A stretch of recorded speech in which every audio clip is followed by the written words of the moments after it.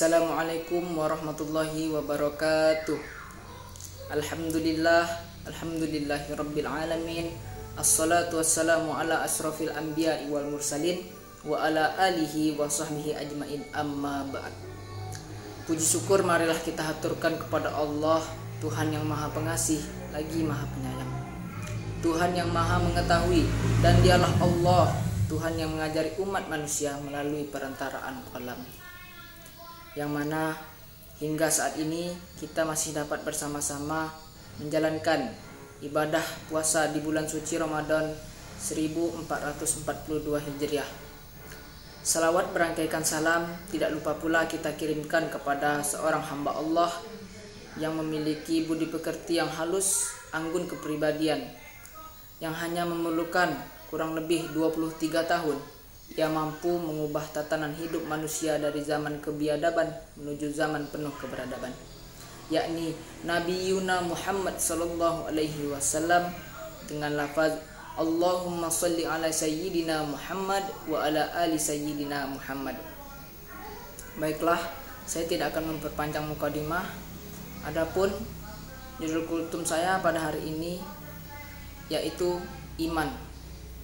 Nah, ada satu doa yang sering kita dengarkan pada saat bulan Ramadan tentang iman, yaitu doa ketika kita selesai melaksanakan ibadah sholat tarawih. Apa doanya? Yaitu Allahumma ja'alni bil imanil kamilin, yang artinya, ya Allah, jadikanlah kami orang-orang yang memiliki iman yang sempurna. Nah, di sini saya ingin menceritakan dua kisah, yaitu orang yang taat dan orang yang kadang-kadang taat, kadang-kadang tidak taat. Nah, kisah ini ada pada zaman Nabi Musa. Pada suatu hari, ini yang pertama itu kisah orang yang taat. Nah, pada suatu hari ia rajin beribadah. Dia selalu taat, mengerjakan sholat tepat waktu, mengaji, dan melakukan sunnah-sunnah lainnya. Nah, pada saat ia meninggal, maka Allah berkata kepada Nabi Musa, umatmu yang satu ini akan kutempatkan di neraka.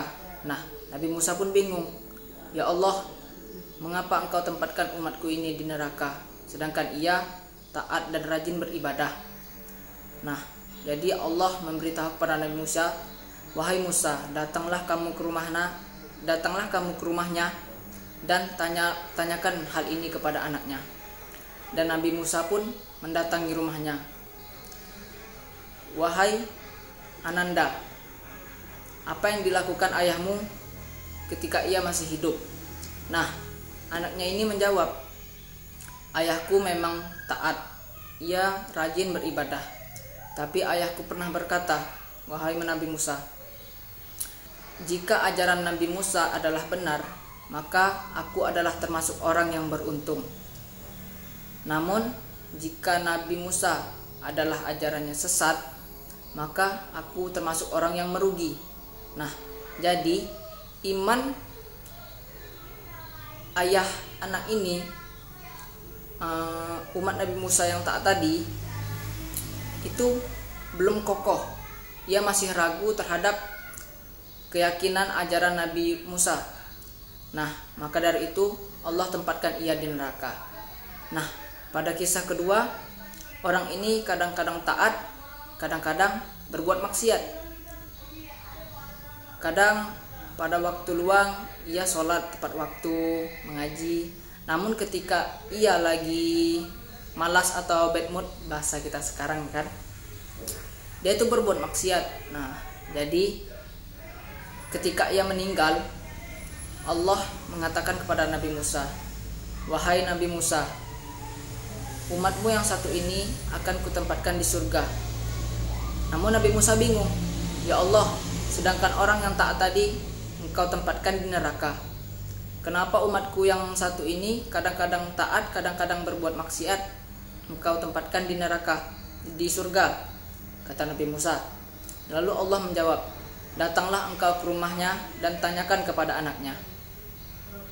Lalu Nabi Musa pun mendatangi rumahnya.